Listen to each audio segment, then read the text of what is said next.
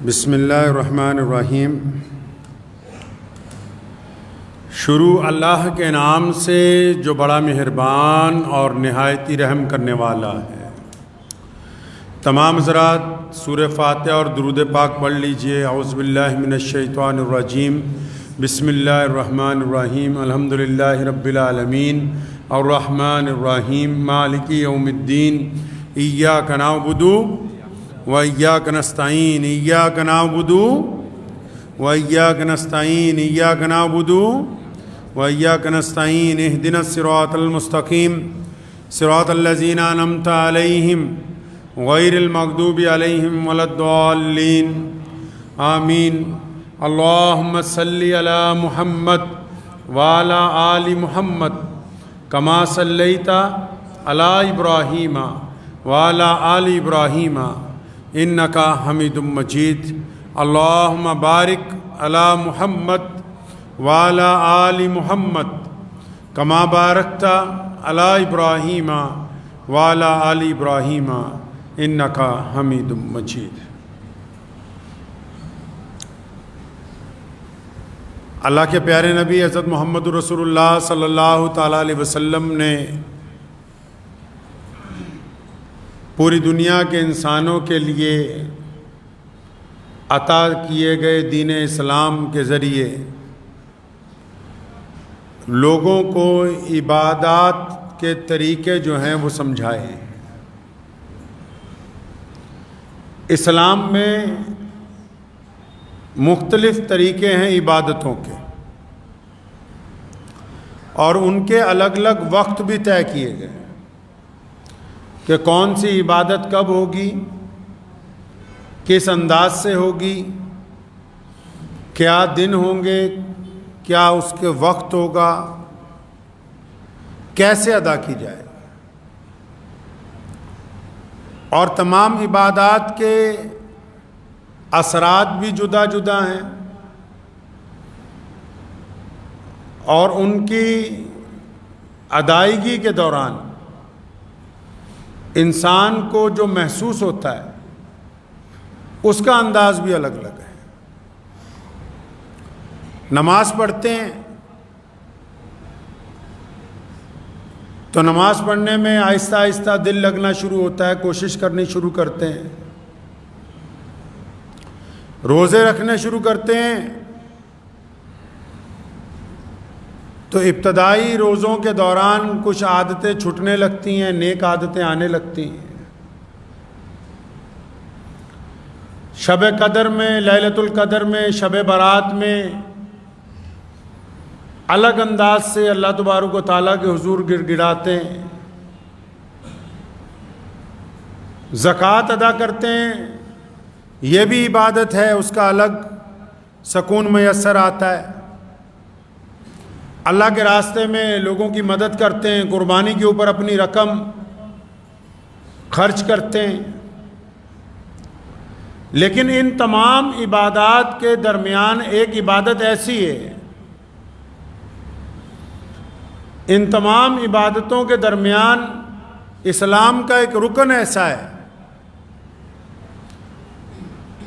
ایک عبادت اللہ تبارک و تعالیٰ نے ایسی عطا فرمائی کہ جب اس عبادت کو بندہ کرنے کا ارادہ کرتا ہے، اور جب بندہ اس عبادت کو کر لیتا ہے، اور جب بندہ اس عبادت کے ارکان ادا کر لیتا ہے تو ویسا نہیں رہتا جیسے پہلے ہوتا ہے۔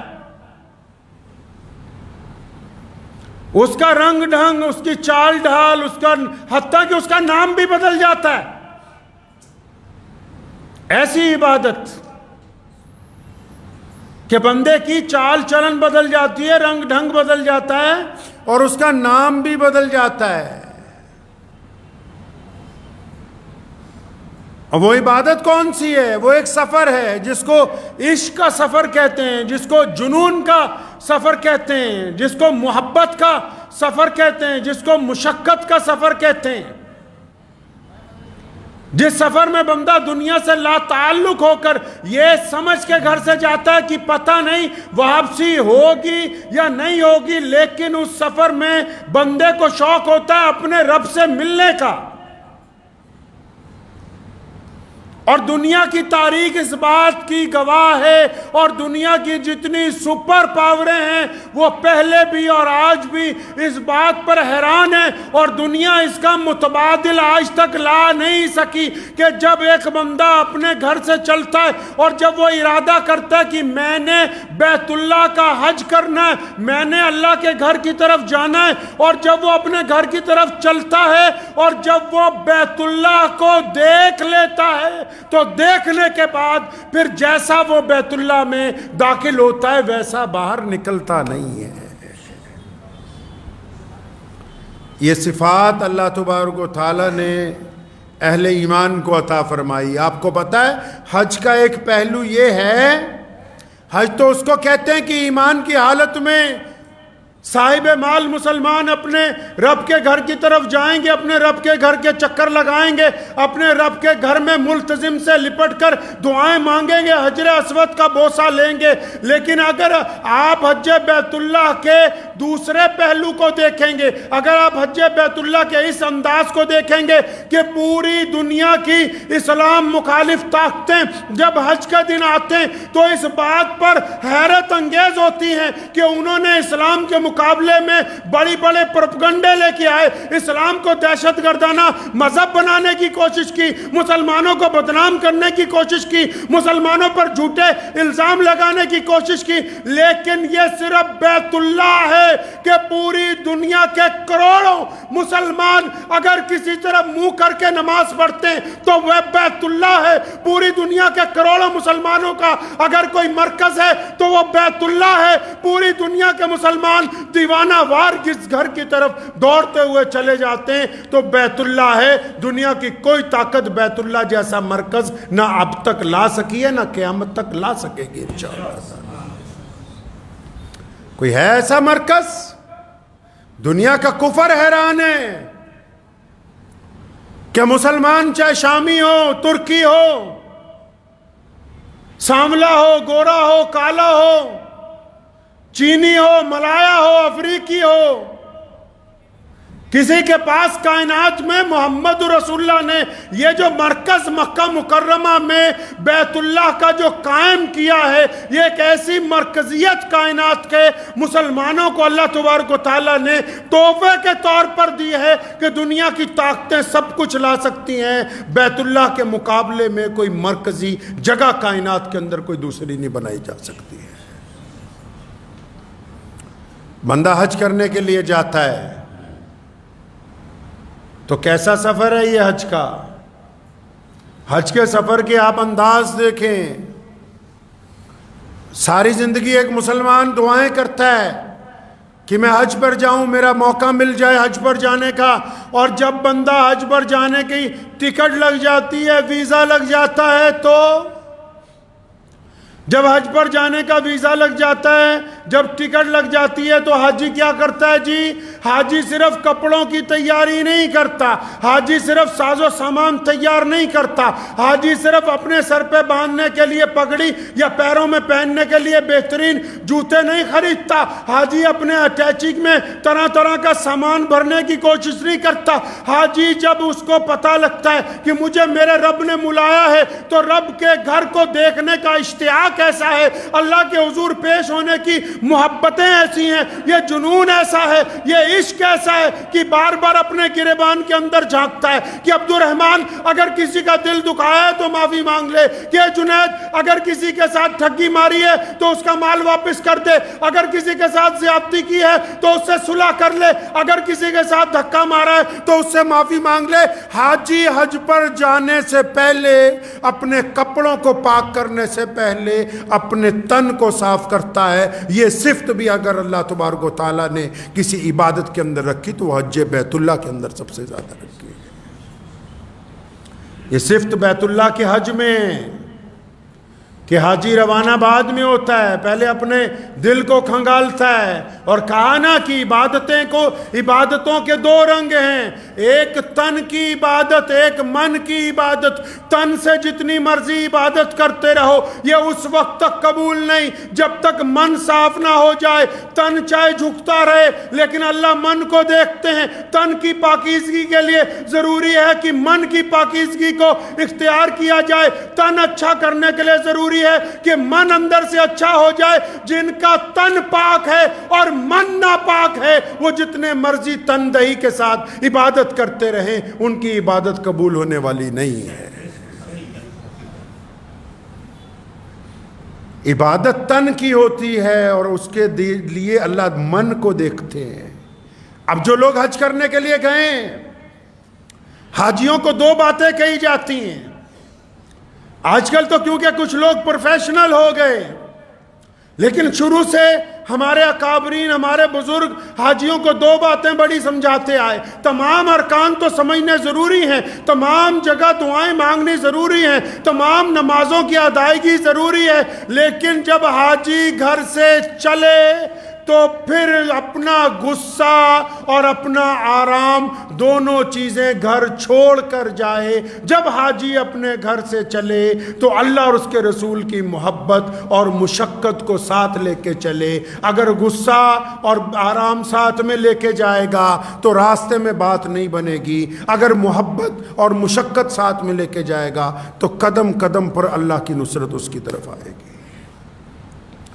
جب بندہ طواف میں چلتا ہے نا، مطاف کے اندر حدیث میں آتا ہے کہ ایک قدم چلتا ہے ایک گناہ کم، ایک درجہ بلند۔ اللہ تعالیٰ نے یہ بیت اللہ نعمت عطا کی ہے، اپنے ماننے والوں کے لیے نعمت ہے یہ۔ اللہ تبارک و تعالیٰ آپ سب کو اپنا گھر دکھا دے اور نبی علیہ السلام کے روضہ مبارک کو دکھا دے۔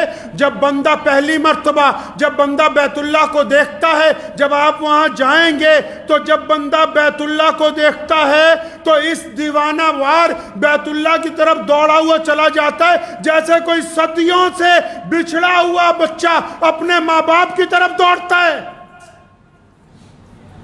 اور ملتزم کو پکڑ کے خانہ کعبہ کے گلاب کو پکڑ کے اس طرح روتا بلبلاتا ہے جس طرح کوئی تڑپتا ہوا بچہ اپنی ماں کے آغوش میں جانا چاہتا ہے۔ اس کو پتہ ہے کہ اس در کے علاوہ کوئی در نہیں ہے، اس دروازے کے علاوہ کائنات میں کوئی دروازہ نہیں ہے۔ یہ بیت اللہ کی صفت ہے کہ جب بندہ بیت اللہ کو دیکھتا ہے تو اس کے من کی ساری برائیاں نکل کے باہر چلی جاتی، ایسا ہو کے آتا ہے جیسے ماں کے پیٹ سے آج ہی پیدا ہوا ہو، ایسا ہو کے آتا ہے۔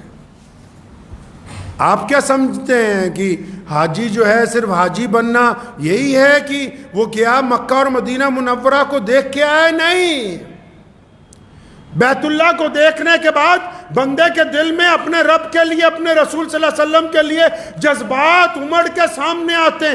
آپ دیکھیں اب تک کتنے لوگوں نے جو بیت اللہ دیکھا، ان میں سب یہ کہیں گے کہ ہماری آنکھیں اشکبار ہو گئیں۔ کتنے ہیں جو بیت اللہ کو دیکھ کے بے ہوش ہو جاتے ہیں، کتنے ہیں جنہوں نے بیت اللہ کو دیکھ کے اپنی جان مطاف کے اندر اللہ تبارک و تعالیٰ کے حضور نچھاور کر دی ہے۔ وہ بیت اللہ ہے جس نے پوری کائنات میں اسلام کے پرچم کو محمد الرسول اللہ کے حکم سے سلامت رکھا ہے۔ اس بیت اللہ کی وجہ سے آج پوری کائنات میں مسلمانوں کی عزت قائم ہے۔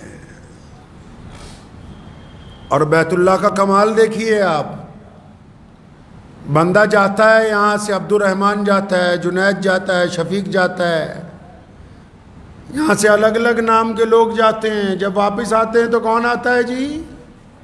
واپس حاجی صاحب آتے ہیں۔ اللہ اپنے گھر میں آنے والوں کو عزتیں دے کر بھیجتے ہیں واپس۔ جب جاتا ہے تو من میں کچھ برائیاں ہوتی ہیں، آتا ہے تو استغفار ہوتی ہے، جب جاتا ہے تو کہیں نہ کہیں کوئی نہ کوئی تکبر غرور ہوتا ہے، آتا ہے تو عاجزی ہوتی ہے، انکساری ہوتی ہے، ایمانت داری ہوتی ہے، شرافت ہوتی ہے، شرم و ہمیں آنکھوں میں شرم و حیا ہوتی ہے۔ یہ بیت اللہ کا کمال ہے۔ کہ جب بندہ بیت اللہ کو دیکھ لیتا ہے، خانہ کعبہ کو دیکھ لیتا ہے، تو پھر جیسا بیت اللہ میں داخل ہوتا ہے ویسا رہتا نہیں ہے، اس کے اندر تبدیلی آ جاتی ہے۔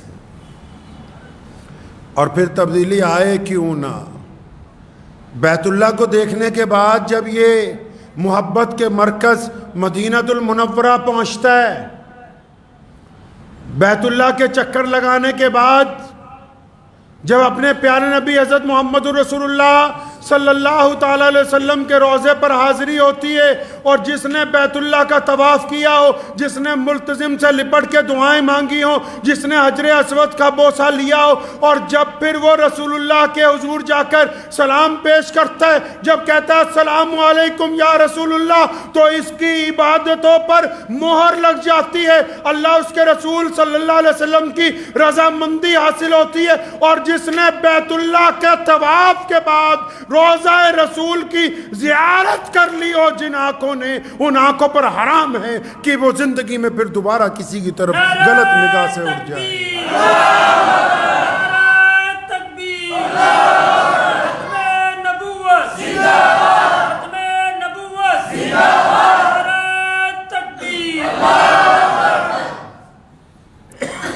جب بندہ حج کے لیے جاتا ہے کیا کرتا ہے پتہ ہے آپ کو؟ حاجی کو کہتے ہیں احرام باندھو۔ آپ حضرات کے درمیان آج ہم حج کے مسائل کے لیے آپ سے گفتگو نہیں کر رہا ہوں، میں صرف حج کی روح کی گفتگو کر رہا ہوں۔ جب بندے کو احرام باندھنے کا حکم ہوتا ہے تو احرام کہاں سے بنا؟ لفظ حرام سے بنا احرام۔ حرام کا مطلب کیا ہوتا ہے؟ کہ کوئی غلط چیز ہو تو اس سے رک جاؤ۔ اللہ تبارک و تعالیٰ کو حکم ہے کہ جب حاجی میرے گھر کی طرف آئیں، اب اللہ کو تو پتہ ہے نا میرے گھر کی طرف غریب نے بھی آنا ہے، میرے گھر کی طرف ریڑی والا بھی آئے گا، میرے گھر کی طرف صفائی کرنے والا بھی آئے گا، میرے گھر کی طرف ذمہ داری کرنے والا بھی آئے گا، میرے گھر کی طرف پڑھانے والا بھی آئے گا، میرے گھر کی طرف بادشاہ بھی آئیں گے، میرے گھر کی طرف گورنر بھی آئیں گے، میرے گھر کی طرف افسران بھی آئیں گے، وزیر بھی آئیں گے، چودھری بھی آئیں گے۔ اس لیے رب نے حکم دے دیا کہ جب میرے گھر کے طواف کے لیے آنا ہے، جب تم نے بیت اللہ کا حج کرنے کے لیے آنا ہے تو رک جاؤ، حرم کی حدود میں داخل ہونے سے پہلے اب تم احرام باندھ لو۔ یہ جو احرام باندھا یہ صرف حج ادا کرنے کے لیے نہیں باندھا، احرام کا مطلب یہ ہے کہ ہم نے اپنی یہ پگڑی اتار دی سر سے جس سے کبھی کبھی غرور آتا ہے، اپنے یہ بہترین کپڑے اتار دیے ہیں تن سے جو یہ سمجھتے تھے کہ ہزاروں روپے میٹر کے آئے ہیں، اپنی یہ قیمتی جوتیاں اتار دی جو یہ سمجھتے تھے کہ یہ چودھری چلا ہوا جا رہا ہے، اپنے تن سے، اپنے ہاتھوں سے، اپنے جسم سے وہ تمام شاہی لباس، وہ تمام پھٹے پرانے کپڑے، ہر طرح کی چیز اتار کے ایک کفن کی لنگی نیچے باندھی، ایک کفن کی چادر اوپر لی، سر سے ننگے، پاؤں میں ہوائی چپل، اور پھر دیوانہ وار اپنے رب کی طرف جا رہے ہیں کہ ہم نے اب سب کچھ چھوڑ دیا، سلے ہوئے کپڑے چھوڑ دیے، ہم نے خوشبو لگانی چھوڑ دی، ہم نے عطر لگانا چھوڑ دیا، ہم دیوانوں کی طرح آ رہے ہیں۔ یا اللہ کس طرف آ رہے ہیں؟ فرمایا تجھ سے محبت ہے، تیرے رسول سے محبت ہے، اب دنیا چھوڑ دیے، اب دیوانے بن کے تیرے طرف آ رہے ہیں۔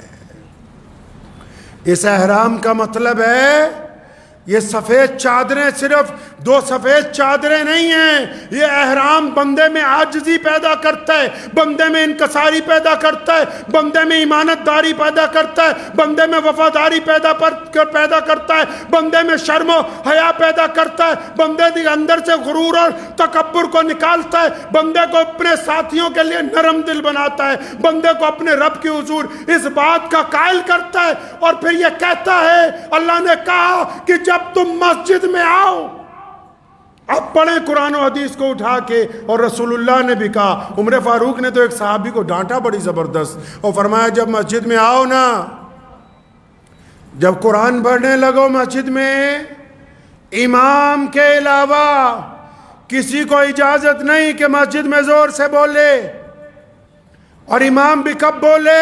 جب مصلی پہ کھڑا ہو یا ممبر رسول پر بیٹھا ہو. کسی کو اجازت نہیں کہ مسجد میں زور سے بولے، اجازت نہیں ہے کہ آپ مسجد میں آئیں زور سے قرآن پڑھیں، مسجد میں آئیں زور سے اللہ اللہ کرنے لگے، مسجد میں آئیں زور زور سے تسبیحاں کرنے لگے. لیکن آؤ سفر حج کی طرف آؤ، آؤ پھر بیت اللہ کی طرف جانے والوں کو دیکھو. اللہ نے کہا کپڑے اتارو، احرام باندھو، احرام باندھ لیا، کفن پہن لیا. اب کیا کرنا ہے یا اللہ؟ اپنے بندوں کو کہا اچھا وہ جو عشق دل میں چھپایا ہوا ہے نا، وہ جو جذبہ دل میں چھپایا ہوا ہے، وہ جو دیوانگی دل میں چھپائی ہے، چلو اب اس کا اظہار کرو. کس طرح اظہار کریں؟ فرمایا زور سے نعرہ لگاؤ، لبیک اللہم لبیک. نرالی شان ہے میرے رب کی. محلے کی مسجد میں بولنے کی اجازت نہیں، جامع مسجد میں بولنے کی اجازت نہیں، حرم مدینہ میں بولنے کی اجازت نہیں. اور لیکن فرمایا جب تو میرے گھر کی طرف آئے گا، جب تو سراپا اپنا لباس اتار کے احرام باندھ کر آئے گا، جب تو اپنے بچوں کو بھول کے، کاروبار کو بھول کے، رزق کے ذرائع کو بھول کے، گھر کو بھول کے، گاؤں کو بھول کے، جب سب دنیا کو چھوڑ کے جب اب تو میری طرف آ رہا ہے تو اب تجھے اجازت ہے. دیوانگی سے نعرہ لگاتا لبیک اللہم لبیک کہ میرے رب میں تو اب حاضر ہو گیا ہوں، تیرے حضور حاضر ہو گیا ہوں میں. یہ درجہ اللہ تعالیٰ نے حاجی کو عطا کیا ہے، یہ مقام اللہ تبارک و تعالیٰ نے حاجی کو عطا کیا ہے. اور اللہ تبارک و تعالیٰ نے عرفہ کے دنوں کو حاجیوں کے لیے سہولت کا انتظام کیا. اللہ تبارک و تعالیٰ نے حاجیوں کے ساتھ بڑی نرمی کا، بڑی محبت کا اظہار کیا ہے. اللہ کریم چاہتے ہیں کہ میرا بندہ مجھ سے مانگے، اور پھر یہ دعاؤں کے لیے ہی دن بنائے گئے. جس طرح عید کی نماز ہوتی ہے نا، اس طرح حج کی کوئی جماعت نہیں ہوتی. کیوں نہیں ہوتی؟ اس لیے نہیں ہوتی کہ اگر حج کی ایک جماعت طے کر دیتے تو بہت سارے بیمار تو وضو کرتے ہوئے رہ جاتے، بہت سارے تو 2-4 قدم پیچھے چھٹ جاتے، کئیوں کی 1 رکعت چھٹ جاتی، کسی کی 2 رکعت چھٹ جاتی. اللہ نے دن طے کر دیے کہ آؤ بس صبح سے شام تک اور پھر رات سے صبح تک مانگو اپنے رب سے کیا چاہتے ہو، مانگو اپنے رب کی حضور. اللہ تبارک و تعالیٰ سے جو مانگو گے وہ دیں گے. اور حاجی جب حج کے لیے جاتا ہے نا تو حاجی کی کیفیت بدل جاتی ہے. اور جتنے حاجی حج پر گئے ہوئے ہیں وہ خود جانتے ہیں کہ اللہ تبارک و تعالیٰ نے ان کو کس نعمت سے سرفراز کر دیا ہے، کس نعمت سے سرفراز کر دیا اللہ تبارک و تعالیٰ نے. اور جو بندے پیسے ہونے کے باوجود سنیں وہ لوگ بھی سن لیں، جو حج کرنے کے لیے ابھی تک گئے نہیں. کیوں نہیں گئے؟ بیٹی کی شادی کرنی ہے، بیٹی کی شادی کر دی. اب کیوں نہیں گئے؟ بیٹے کی شادی کرنی ہے، بیٹے کی شادی کر دی. اب کیوں نہیں گئے؟ دکان سیٹ کرنی تھی، دکان سیٹ کر دی. اب ساری ہڈیوں کا جب جوس نکل گیا، 70-80 سال کے ہو گئے، اب سوچتے ہیں کہ حج پر جائیں تو نمبر نہیں لگ رہا.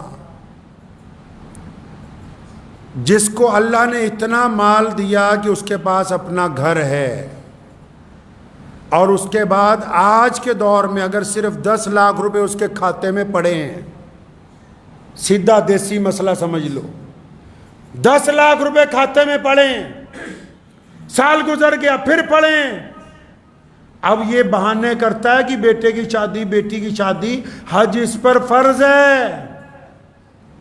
اور نبی علیہ السلام نے فرمایا، اللہ اکبر، فرمایا جس بندے پہ حج فرض ہو گیا اور اس نے جان بوجھ کر اس فرض کی ادائیگی نہیں کی، فرمایا اب چاہے مجوسی ہو کے مر جائے، چاہے یہودی ہو کے مر جائے.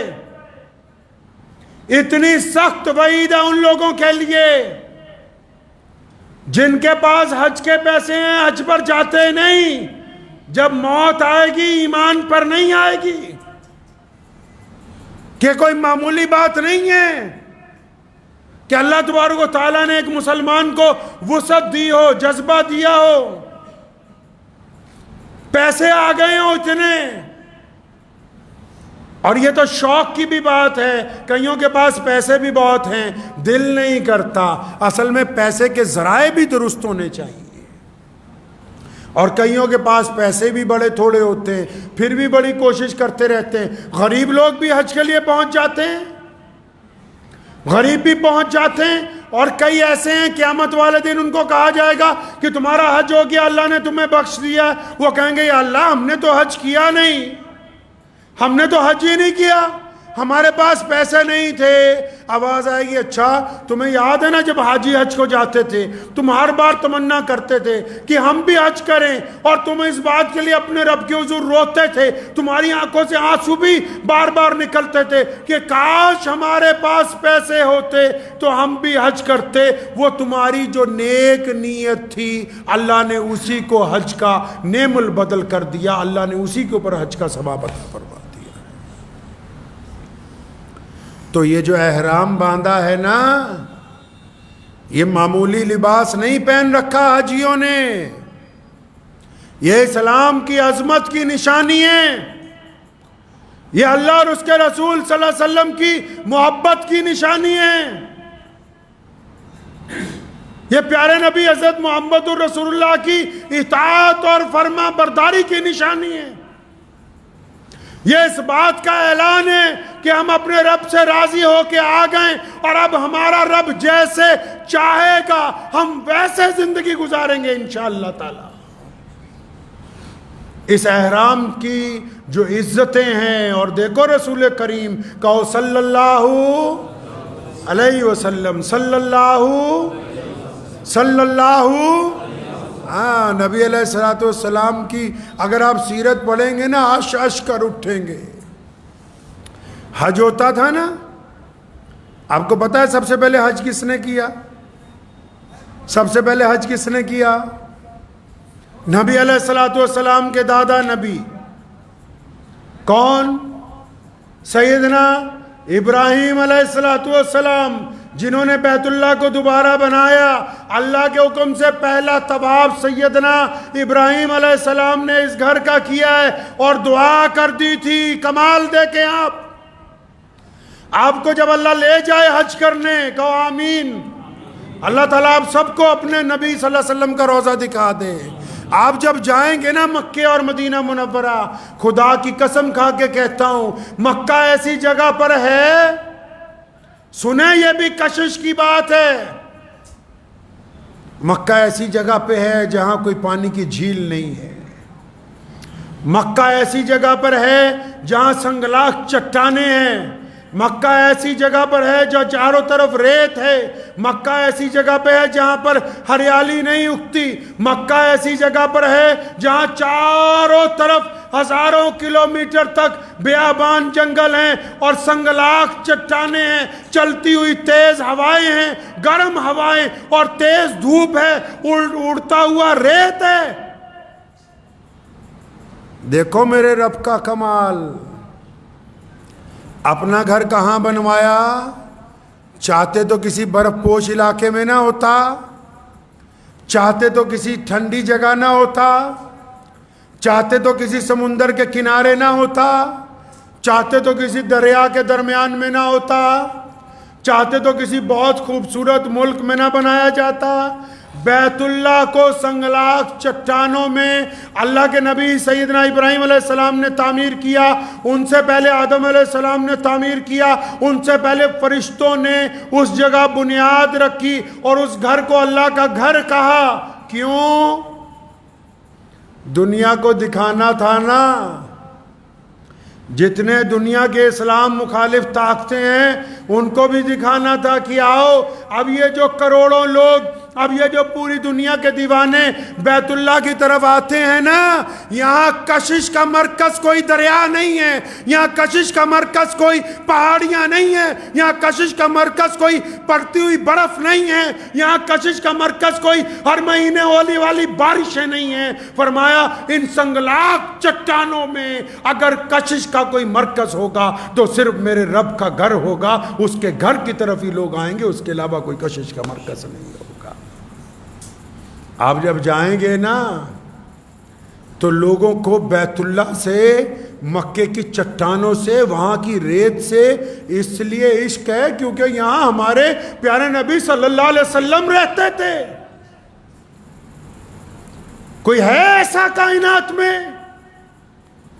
حجر اسود کو ہم چومتے ہیں دیوانوں کی طرح، اور سیدنا عمر بن خطاب رضی اللہ تعالیٰ عنہ جس دن پہنچے حجر اسود کو چوما، ایسے اسے پکڑا اس پتھر کو دونوں طرف سے اور فرمایا حجر اسود تو ایک پتھر ہے، تیری ہمارے نزدیک کوئی قیمت نہیں، ہم تجھے اس لیے چومتے ہیں کہ محمد الرسول اللہ نے تجھے چوم رکھا ہے۔ اللہ نے اس پتھر کو عزت عطا فرمائی کہ اس کو محمد الرسول اللہ نے چوم رکھا ہے۔ یہ بیت اللہ کی اور مسجد نبوی کی کشش ہے کہ اور کچھ نہیں وہاں، اگر ہے تو صرف اللہ کا گھر ہے۔ تو دعا کیجئے، وقت بھی ہو گیا ہے، کہ اللہ تبارک و تعالی ہم سب کو حج بیت اللہ نصیب فرما دے انشاءاللہ تعالی، ہمیں بھی اپنے گھر میں آنے کی توفیق عطا فرما دے انشاءاللہ تعالی، اور جو لوگ اس بار حج کرنے کے لیے گئے ہوئے ہیں اللہ ان کے حج کو قبول فرمائے۔ اور اس کے دوران ہی یہ بات آپ سے کرتا چلوں کہ گزشتہ ہفتے اس بات کی خبر آئی پنجاب کے حاجیوں کی طرف سے کہ وہاں جب پہنچے ہیں مدینہ منورہ میں تو ہماری جو حج کمیٹی ہے اور سینٹرل حج کمیٹی ہے انہوں نے انتظامات اتنے معیاری اور اچھے نہیں کیے، جس طرح کا جو وعدہ کیا وہ وعدہ مکمل نہیں ہوا۔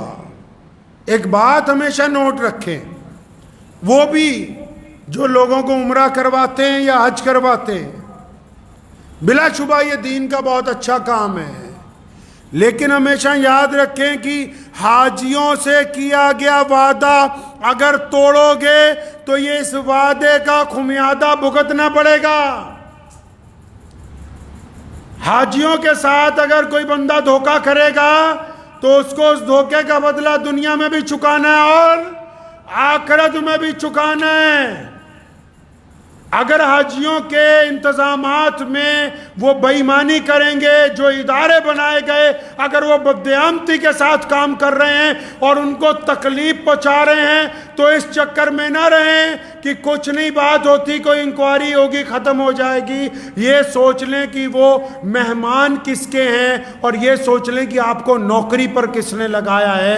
وہ مہمان اللہ کے ہیں اور آپ کو نوکری پر بھی اللہ نے خدمت پر لگا رکھا ہے، اس لیے اپنی خدمت ایمانداری سے ادا کیجئے، بے ایمانی کرنے کی کوشش نہ کیجئے۔ کیونکہ جو حاجی جاتا ہے نا وہ اپنا پورا سرمایہ، ایک صاحب مجھے کہنے لگے کہ ہمارے ایجنٹ نے یہ کیا کہ جب ہم عمرے پہ جا رہے تھے تو اچانک وقت پہ کہنے لگا کہ 5,000 ہزار اور لگ گئے، 2 نہیں تو لے جاؤں گا نہیں تو نہیں لے جاؤں گا۔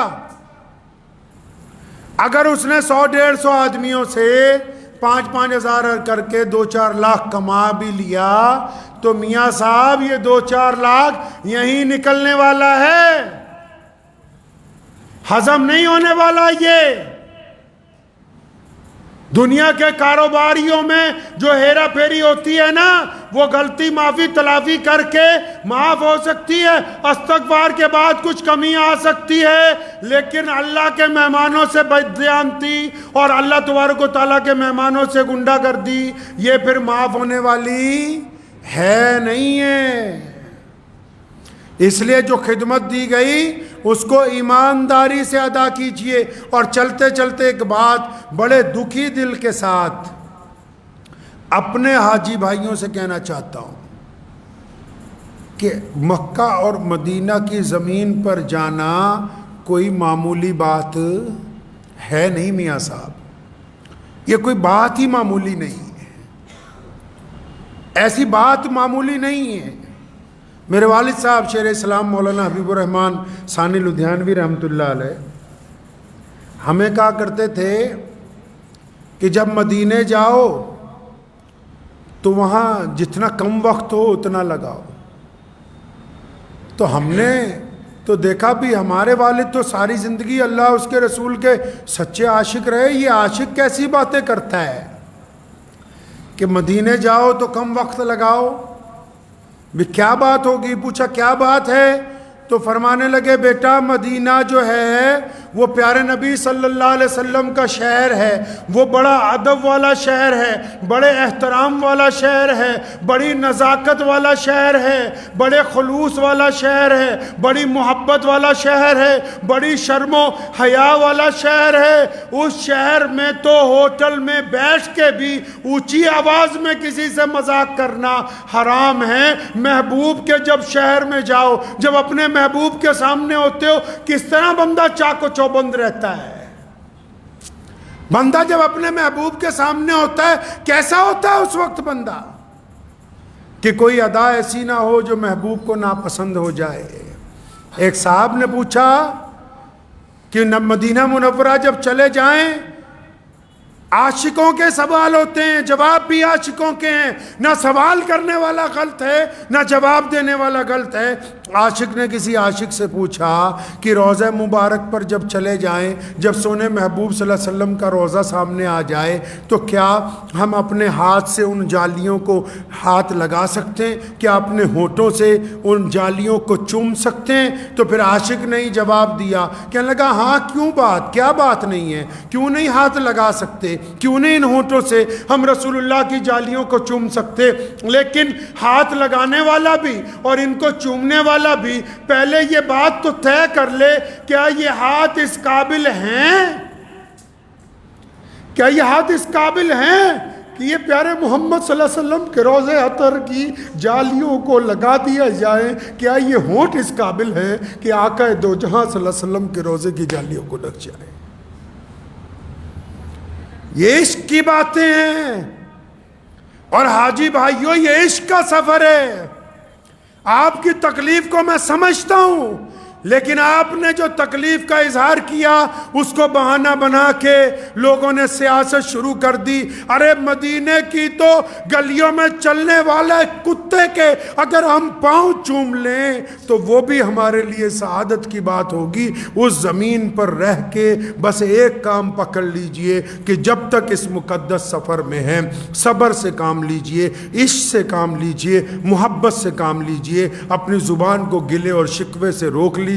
نبی علیہ السلام نے فرمایا جس نے حج کی تکلیفیں، جس نے مدینہ منورہ کی پریشانیوں پر صبر کر لیا اللہ اس سے راضی ہو جائے گا۔ اس مقدس شہر کا نام اخباروں میں آئے، اخباروں میں یہ کہہ کے آئے کہ روئے زمین مقدس پر فلاں فلاں نے یہ فلاں فلاں حاجی کے ساتھ زیادتی کر دی، یہ میرے لیے بھی شرمندگی کی بات ہے، آپ کے لیے بھی شرمندگی کی بات ہے، اور بے غیرت انتظامات کرنے والوں کے لیے بھی شرمندگی کی بات ہے۔ یہ ضرور کہنا چاہتا ہوں حاجی بھائیوں کو کہ اب جو وقت چل رہا ہے اس وقت کو کارآمد کر لیجئے، اس وقت کو اپنے لیے خوش نصیبی والا وقت بنا لیجئے، استغفار کرتے رہیے، اللہ سے دعائیں کیجئے اپنے لیے، پوری دنیا کے لیے۔ جب آ جائیں گے تو متعلقہ اداروں کا چاہے تختہ پلٹ دینا،